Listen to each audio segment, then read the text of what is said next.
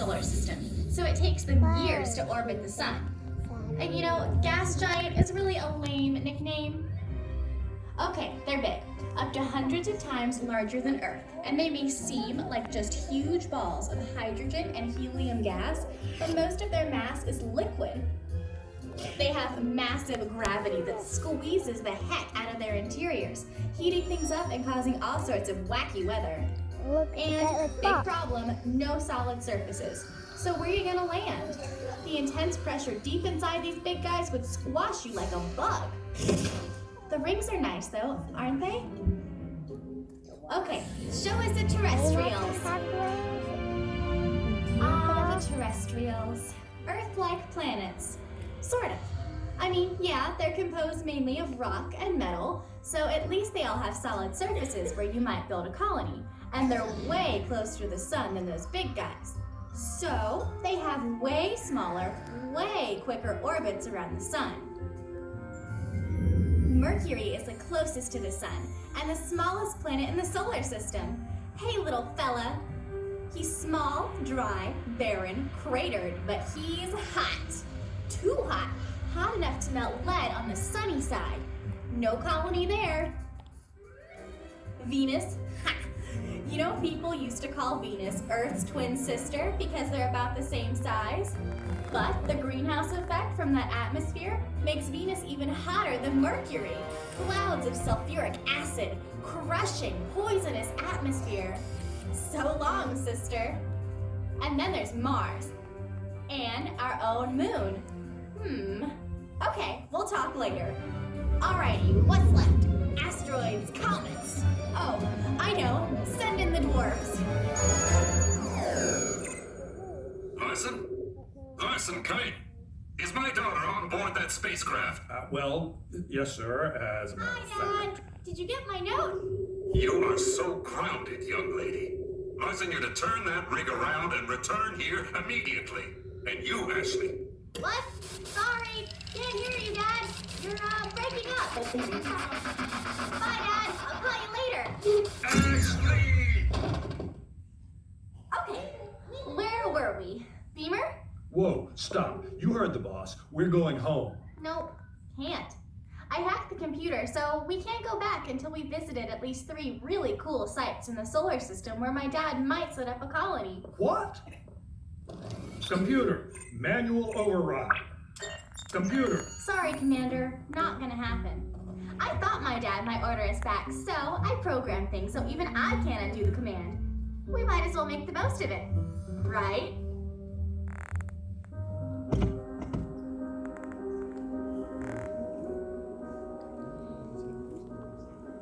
Ashley Trout was going along for the ride whether her dad or I liked it or not. And she was right. There was really nothing to do but make the most of it. We both knew that Mars and our own moon were the most obvious candidates for human colonization. It's obvious. It's the closest solar system object to Earth.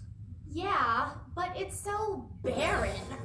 Covered with impact craters and mountains and no real atmosphere, so it's boiling hot where the sun shines, but in the shadows it's wicked cold. True, but there's water. Oh yeah, great. There's only a little, and what little there is mostly frozen inside craters near the North and South poles. Okay. What about Mars? Also pretty close. Atmosphere? Check. Subsurface water ice? Possibly. Primitive life may even exist under the surface. Okay, but there's... And visually, it's very interesting. Largest volcano in the solar system. A canyon that could stretch across most of the US.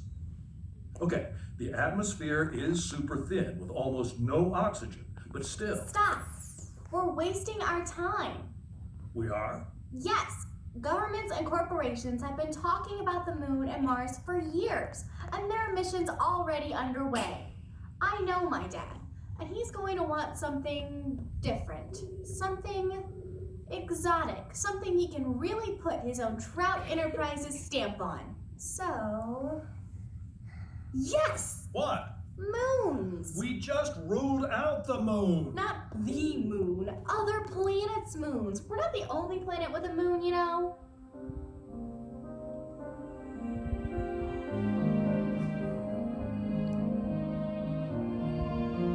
Ashley was right, of course. There are more than 100 moons orbiting the different planets in the solar system, some of them larger than our own lunar neighbor. Working with information from space probes and Earth-orbiting telescopes, we finally settled on 3 planetary moons to visit, all of which have abundant sources of water molecules, an important consideration for potential colonization. So, we're in agreement. We start with Saturn's moon Titan, then catch 2 of Jupiter's moons, Callisto and Europa, on our way back to Earth. Hang on to your breakfast.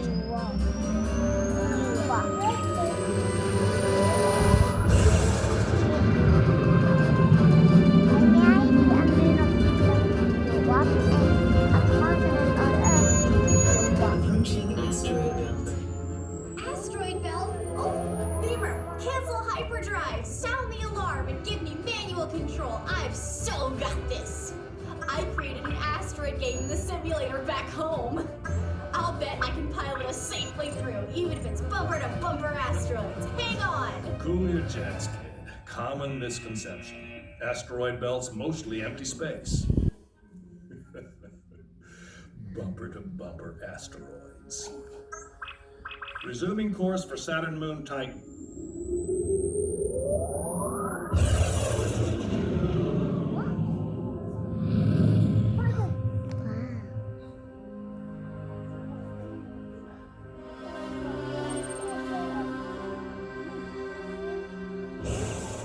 Saturn's rings, most likely created when one of the planet's icy moons was shattered by an impacting comet or asteroid, or ripped apart by Saturn's massive gravity. Either way, those chunks of water ice now orbit like billions of baby moons, endlessly circling around their huge mother planet with their big sisters. Magnificent. As we approached Saturn's largest moon, Titan, I couldn't help thinking it looked like a giant floating... It looks like a giant floating orange. Yeah, I was thinking the same thing. Hey, do you know that Titan is larger than planet Mercury? Yes, I do. Okay, just checking. You know, scientists think conditions on Titan may be similar to conditions on Earth during its early history, and that primitive life could be present. Huh? Can't see a thing down there. That's not surprising. Titan is the only moon in the solar system with a dense atmosphere. Why is it orange? Orange haze, a result of chemicals in atmosphere. Hang on, I'm taking us below the haze.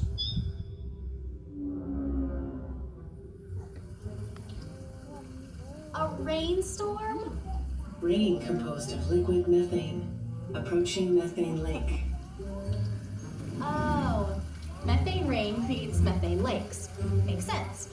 Hey, maybe we could go windsurfing. I wouldn't recommend it.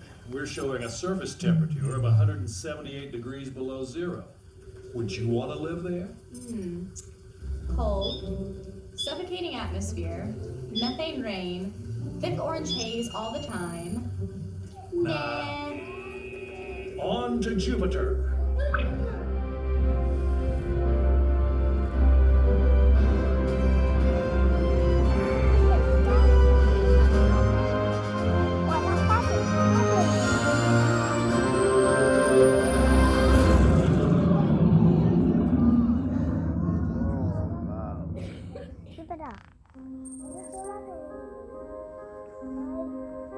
Although they have neighboring orbits around the Sun, Jupiter and Saturn are still hundreds of millions of kilometers apart, even at their closest point. Without the hyperdrive engine in our ship, traveling between them would have taken months.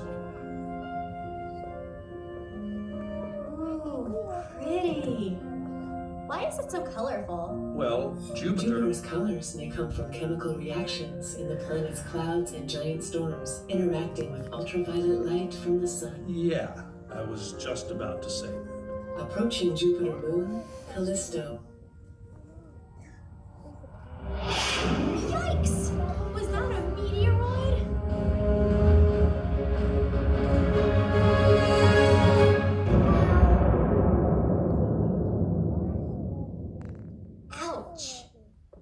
Heading in in for low-altitude flyby. Whoa, this moon's really gotten whacked. What's up with that? Because there is no air, wind, flowing water, or volcanic activity to alter Callisto's surface, many of Callisto's craters may date back to almost the formation of the solar system, making them 4 billion years old. Almost as old as you are, Larson. Oh, sounds like somebody wants to go back in the storage bay for the rest of the trip. Sensors showing abundant surface ice. But it's so dark. Dark appearance may be due to large amounts of rocky material mixed with surface ice. Pretty bleak. And with all that ice, I'll bet it's cold, too. Too cold for a column. Moving on to Europa.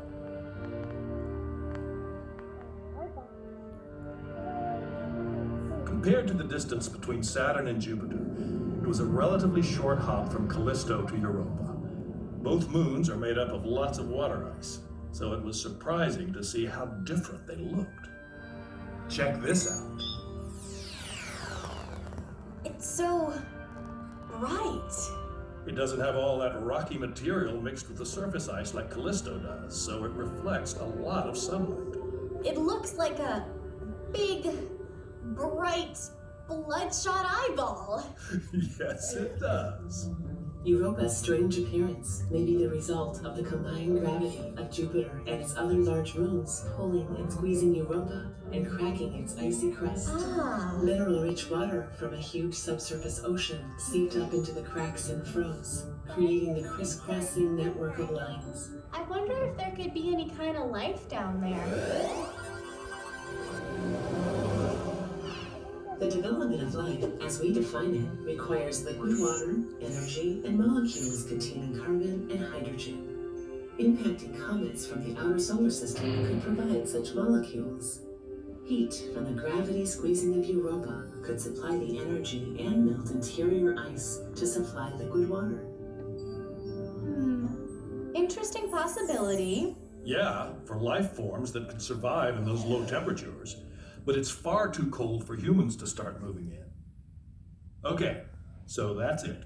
3 potential colonization sites, all interesting but all rejected. Can we go home now, Ms. Navigation System Hacker? We could, but you know, Jupiter's moon Io is just around the corner. No, absolutely not. Don't even think about it. But we're so close. Io has to be one of the most awesome sites in the solar system. Don't you want to see it? Well... Oh, come on. You know you do. Please, please, please, please. Okay, we'll swing by for a quick peek, but then home to Papa. No more argument. Yes!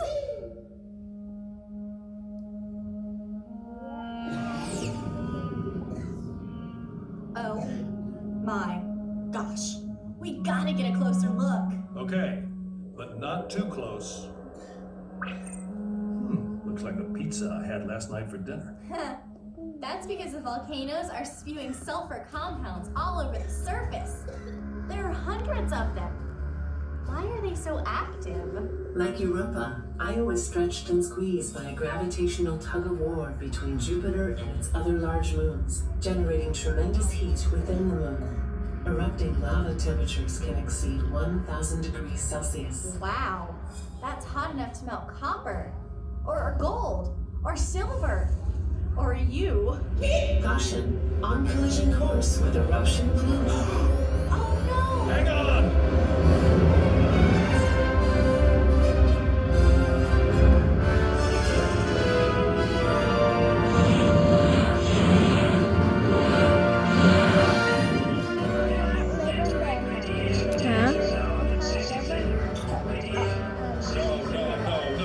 What's going on? What happened? Jupiter's radiation belt. High energy particles trapped in the planet's magnetic field. So, we got too close. Computer, reverse direction. The radiation is strong enough to kill an unprotected human in seconds, and it's frying our electronics. Status report. Ship's systems compromised, power levels at 20% and declining. Bottom line, can we get back to Earth? Power insufficient. Oh no! Ash, can we redirect power to the hyperdrive? I think I can patch something together. Do it! Okay, hold on. Okay,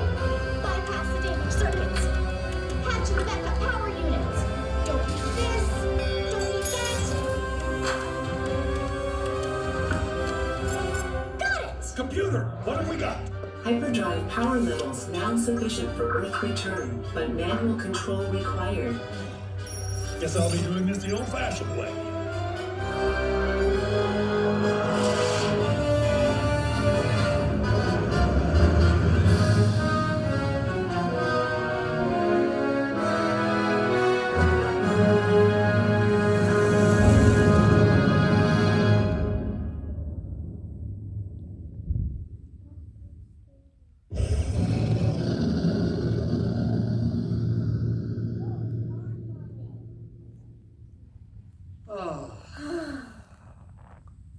Oh, look.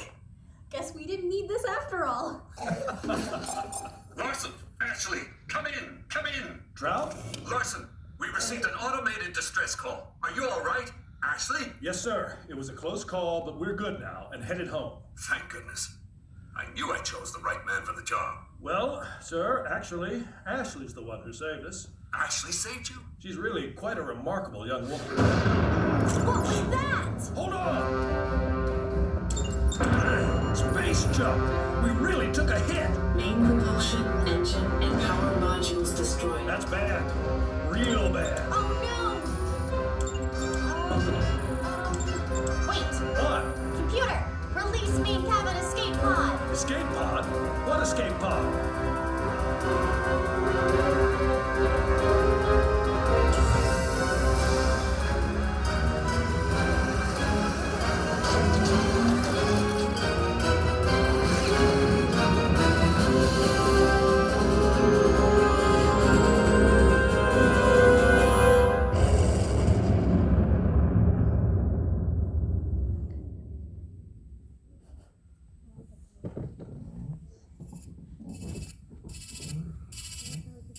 Escape pod release successful. Oh, space junk.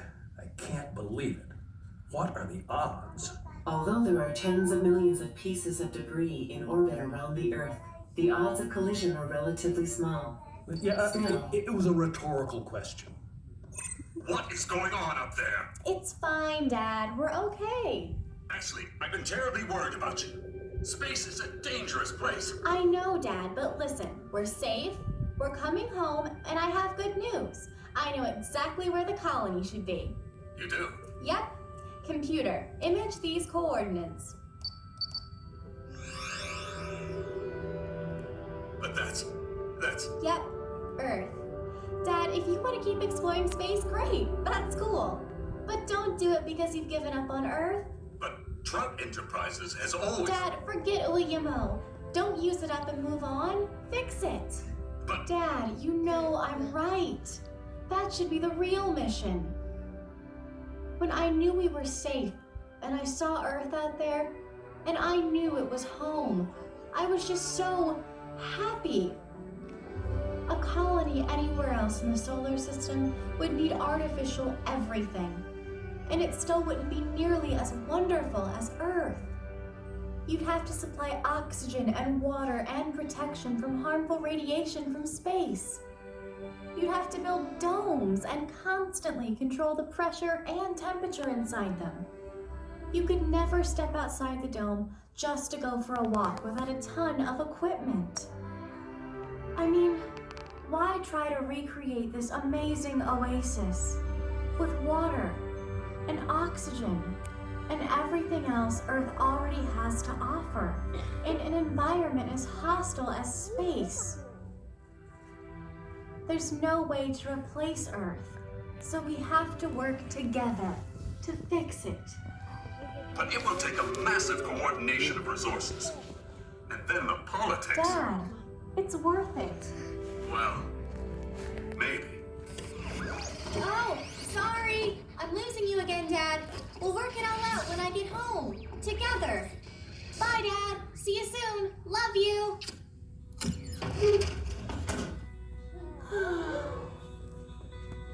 So, what do you think of the new mission? Are you on board?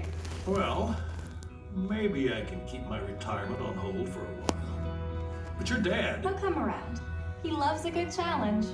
must run in the family. Yeah. Who knows, Commander? Maybe next time you'll be working for me. Strap in, kid. We're heading home.